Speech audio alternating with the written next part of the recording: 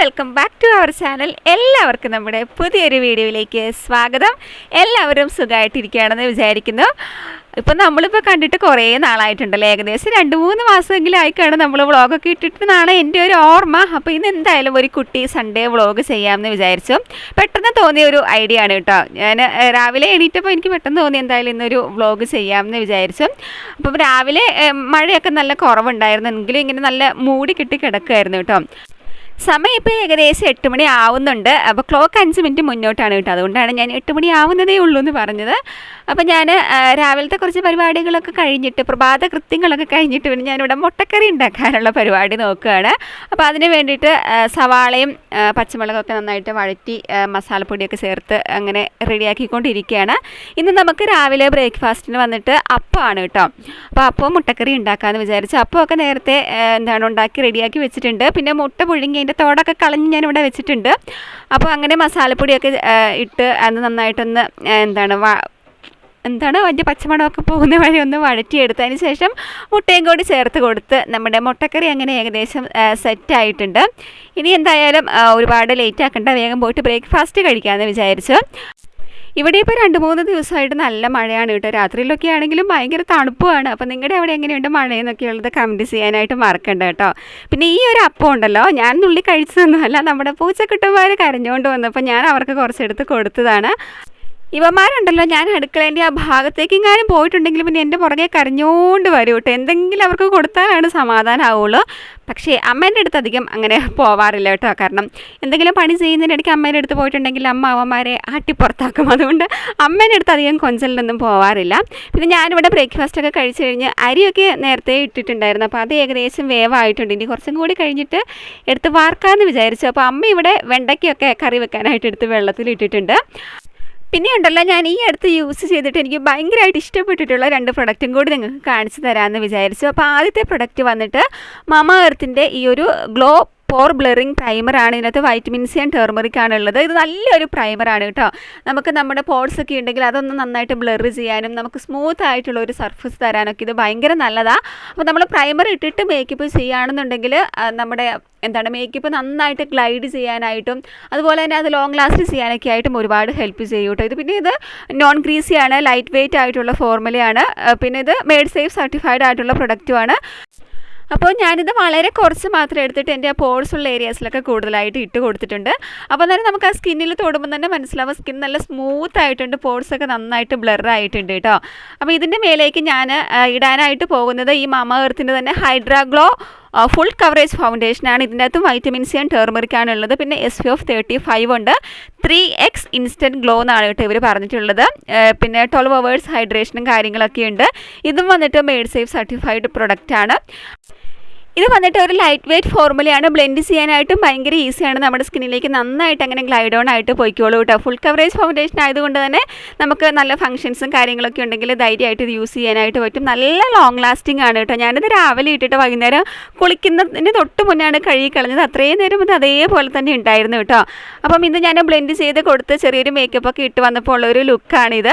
അപ്പോൾ സാധാരണ എനിക്ക് ഫൗണ്ടേഷനൊക്കെ ഇടുന്നത് അത്രയ്ക്കും ഇഷ്ടമല്ല കേട്ടോ. എനിക്കെന്തോ അങ്ങ് ഇഷ്ടപ്പെടാറില്ല. പക്ഷേ ഇതിൻ്റെ ഒരു ലുക്ക് എനിക്ക് നല്ല ഇഷ്ടപ്പെട്ടു. അപ്പം ഇന്ത്യൻ സ്കിൻ ടോണിന് മാച്ചാവുന്ന 6 ഡിഫറെൻറ്റ് ഷെയ്ഡ്സിൽ ഇത് അവൈലബിൾ ആണ്. പിന്നെ മാമാ എർത്തിൻ്റെ എല്ലാ പ്രൊഡക്ട്സും വന്നിട്ട് ഇപ്പോൾ ഓഫ്ലൈനായിട്ട് നിയർ ബൈ ഷോപ്സിലും അവൈലബിൾ ആണ്. പിന്നെ എൻ്റെ ഒരു കൂപ്പൺ കോഡ് യൂസ് ചെയ്യുകയാണെങ്കിൽ മാമാ എർത്തിൻ്റെ സൈറ്റിലും ആപ്പിലും എക്സ്ട്രാ ഡിസ്കൗണ്ടും കാര്യങ്ങളൊക്കെ കിട്ടുന്നതാണ്. അപ്പോൾ ലിങ്കും കാര്യങ്ങളെല്ലാം തന്നെ ഞാൻ ഡിസ്ക്രിപ്ഷൻ ബോക്സിൽ കൊടുക്കാം കേട്ടോ. ചെക്ക് ചെയ്യാനായിട്ട് മറക്കണ്ട. അപ്പോൾ ഗൈസ്, ഇത് ഞാൻ കുറച്ച് ദിവസം മുന്നേ എടുത്ത ഒരു വീഡിയോ ക്ലിപ്പാണ് കേട്ടോ. വേറെ ഒന്നുമല്ല, നമ്മൾ ഒരു തയ്യൽ മെഷീൻ വാങ്ങിയിട്ടുണ്ടായിരുന്നു. പുതിയതൊന്നുമല്ല, സെക്കൻഡ് ഹാൻഡ് മെഷീനാണ്. അപ്പം അത് എടുക്കാൻ പോയപ്പം ഞാനെടുത്ത ചെറിയൊരു വീഡിയോ ക്ലിപ്പാണ് കേട്ടോ. അപ്പം ഞാൻ ജസ്റ്റ് ഇതൊന്ന് ആഡ് ചെയ്തു എന്നേ ഉള്ളൂ. സത്യം പറഞ്ഞാൽ എനിക്ക് മെഷീൻ്റെ ABCD അറിയില്ല കേട്ടോ. എനിക്ക് ചവിട്ടാൻ പോലും അറിയില്ലായിരുന്നു. അപ്പോൾ അങ്ങനെ ഞാൻ വീട്ടിൽ കൊണ്ടുവന്നിട്ട് പിന്നെ ഫുൾ ചവിട്ടി പഠിക്കലായിരുന്നു കേട്ടോ. ആദ്യമൊക്കെ എനിക്ക് ചവിട്ടുമ്പോൾ അങ്ങനെ ഒരു ഇത് കിട്ടുന്നില്ലായിരുന്നു, ബേക്കോട്ടൊക്കെ പോവുമായിരുന്നു. എന്നാലും ഒരു അരമണിക്കൂർ ഒരു മണിക്കൂറിനുള്ളിൽ നന്നായിട്ട് ചവിട്ടാനൊക്കെ കിട്ടുന്നുണ്ടായിരുന്നു കേട്ടോ. അപ്പം ആദ്യത്തെ ആ ഒരു ദിവസം ഫുള്ള് ഞാനിങ്ങനെ നൂലിടാതെ ഇങ്ങനെ ചവിട്ടി പഠിച്ചുകൊണ്ടിരിക്കുകയായിരുന്നു. കാരണം നൂലൊക്കെ ഇട്ടിട്ടുണ്ടെങ്കിൽ പിന്നെ പ്രശ്നമാവുമല്ലോ. പിന്നെ പിറ്റേ ദിവസം നൂലൊക്കെ ഇട്ടിട്ട് ചവിട്ടി നോക്കിയപ്പോൾ അത്യാവശ്യം കിട്ടുന്നുണ്ടായിരുന്നു. അങ്ങനെ ഞാൻ യൂട്യൂബിലെ വീഡിയോസൊക്കെ കണ്ടിട്ട് അങ്ങനെ ഒരു പെറ്റിക്കോട്ടൊക്കെ തയ്ച്ചിട്ടുണ്ടായിരുന്നു കേട്ടോ. ഇത് നല്ല അടിപൊളിയായിട്ട് വന്നിട്ടുണ്ട്. നെക്കൊക്കെ എനിക്ക് ഭയങ്കര ഇഷ്ടപ്പെട്ടു കേട്ടോ. ചുളിവൊന്നും ഇല്ലാതെ നന്നായിട്ട് ചെയ്യാൻ പറ്റിയെന്നാണ് എൻ്റെ ഒരു വിശ്വാസം. പിന്നെ അമ്മേൻ്റെ പഴയ ഒരു സാരി മുറിച്ചിട്ട് ഞാനിങ്ങനെ ഒരു കുട്ടി ഫ്രോക്കും തയ്ച്ചിട്ടുണ്ടായിരുന്നു. ഇതിങ്ങനെ കയ്യിലൊതുങ്ങാത്ത ഒരു തരം മെറ്റീരിയൽ ആയതുകൊണ്ടേ അത്രയ്ക്ക് സുഖമില്ലായിരുന്നു തയ്ക്കാനായിട്ട്. അത്ര പെർഫെക്ഷൻ ആയിട്ടില്ല എന്നാണ് എനിക്ക് തോന്നുന്നത്. എങ്കിലും വലിയ കുഴപ്പമില്ല, നമ്മൾ പഠിച്ചു വരുന്നതല്ലേ ഉള്ളൂ.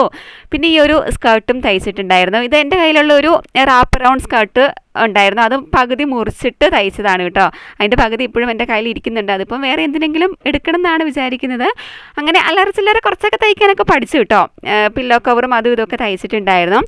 അപ്പോൾ എന്തായാലും മെഷീനൊക്കെ വാങ്ങിയപ്പം ഇനിയിപ്പോൾ തുണിയൊക്കെ കട്ട് ചെയ്യണമെങ്കിൽ നല്ലൊരു കത്രിക വേണ്ടേ. എൻ്റെ കയ്യിലുള്ള ഒരു കത്രിക എന്ന് പറയുന്നത് ഈ ഒരു കത്രികയാണ് കേട്ടോ. ഇത് എല്ലാ കാര്യങ്ങൾക്കും എടുക്കുന്ന ഒരു കത്രികയാണ്. ഒട്ടും മൂർച്ചയില്ല.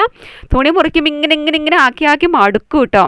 അപ്പോൾ ഞാൻ എന്തായാലും ഒരു നല്ല കത്രിക വാങ്ങാമെന്ന് വിചാരിച്ച് അങ്ങനെ വാങ്ങിയതാണ്. ഇത് ഫ്ലിപ്കാർട്ടിൽ നിന്ന് വാങ്ങിയ ഒരു കത്രികയാണ് കേട്ടോ. ഇത് ഞാനുണ്ടല്ലോ യൂട്യൂബിൽ തന്നെ ആരുടെയോ വീഡിയോ കണ്ടിട്ട് ഇത് നല്ല കത്രികയാണ്, തുണിയൊക്കെ കട്ട് ചെയ്യാൻ ബെസ്റ്റാണെന്ന് പറഞ്ഞിട്ട് അവർ പറയുന്നത് കേട്ടിട്ട് അങ്ങനെ ഞാൻ വാങ്ങിയിട്ടുണ്ടായിരുന്നു. അടിപൊളി കത്രികയാണ് കേട്ടോ. ഭയങ്കര ഷാർപ്പാണ്. തുണിയൊക്കെ ഇങ്ങനെ നല്ല സ്മൂത്തായിട്ട് മുറിക്കാനായിട്ട് പറ്റും കേട്ടോ. അപ്പോൾ ഞാനത് കിട്ടിയിട്ട് യൂസ് ചെയ്ത് നോക്കിയിട്ടുണ്ടായിരുന്നു. പിന്നെ ഞാൻ തിരിച്ച് അതേപോലെ കവറിൻ്റെ അകത്താക്കി വെച്ചിട്ടുണ്ട് കേട്ടോ. എനിക്ക് എന്ത് പുതിയ സാധനം കിട്ടിയിട്ടുണ്ടെങ്കിലും അത് ഉപയോഗിച്ച് തുടങ്ങാൻ ഒരു മടിയാണ് കേട്ടോ. കുറച്ച് ദിവസമെങ്കിലും അത് അതേപോലെ ആ ഒരു പാക്കറ്റിൽ ഇരിക്കുന്നതാണ് എനിക്കൊരു സന്തോഷം.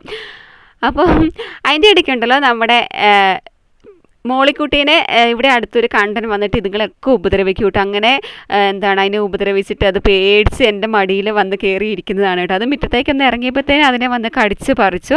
പാവം പേടിച്ചിട്ട് എൻ്റെ മടിയിൽ ഒന്ന് പറ്റി ചേർന്നിരിക്കുകയാണ്. അപ്പം ഞാനങ്ങനെ ആശ്വസിപ്പിച്ചൊക്കെ കൊടുക്കുകയാണ് കേട്ടോ. പാവം ഈ ആ ഒരു കണ്ടൻ കാരണം ഉണ്ടല്ലോ ഇവിടുത്തെ പൂച്ചകൾക്ക് സമാധാനമായിട്ടൊന്ന് പുറത്തിറങ്ങാൻ പോലും പറ്റില്ല. ഭയങ്കര ശല്യമാണ്. അങ്ങനെ ഞാൻ പിന്നെ ഉച്ചയ്ക്കത്തെ ഫുഡ് അടിയൊക്കെ കഴിഞ്ഞിട്ട് കുറച്ച് നേരം ഇരുന്ന് വായിക്കാമെന്ന് വിചാരിച്ചു. ഞാനൊരു ബുക്ക് പകുതിയാക്കി വെച്ചിട്ടുണ്ടായിരുന്നു കേട്ടോ. അപ്പോൾ അത് കുറച്ച് നേരം ഇരുന്ന് വായിക്കാമെന്ന് വിചാരിച്ചു.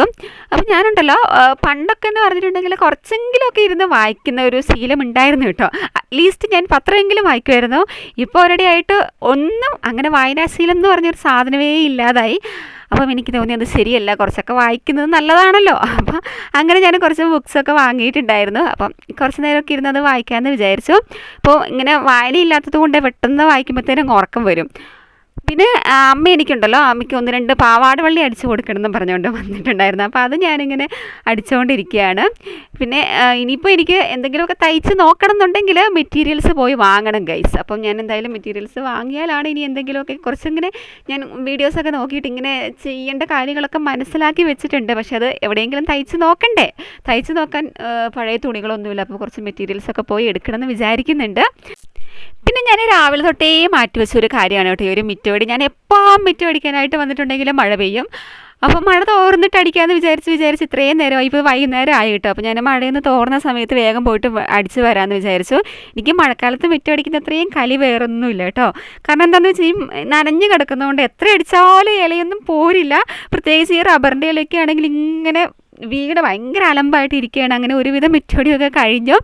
പിന്നെ ചായയൊക്കെ വെച്ച് നമ്മളങ്ങനെ ചായ കുടിക്കുകയാണ്. കട്ടൻ ചായയാണ് ഗൈസ്. ഇന്ന് പാലും കാര്യങ്ങളൊന്നുമില്ല. അപ്പോൾ അമ്മയ്ക്ക് ഇവിടുന്ന് ചക്കപ്പഴം കിട്ടിയിട്ടുണ്ടായിരുന്നു. കൂടച്ചക്കയാണ് അമ്മ അവിടെ പാത്രത്തിൽ ഇരിഞ്ഞ് വെച്ചിട്ടുണ്ട്. പക്ഷേ കൂടച്ചക്ക ഞങ്ങളാരും കഴിക്കില്ല, അമ്മ മാത്രമാണ് കേട്ടോ കഴിക്കുകയുള്ളൂ. വരിക്കച്ചക്കയാണെങ്കിൽ എനിക്ക് ഇഷ്ടമാണ്. എന്നാലും എനിക്ക് ചക്കയോട് അങ്ങനെ വലിയ ഇഷ്ടമൊന്നുമല്ല.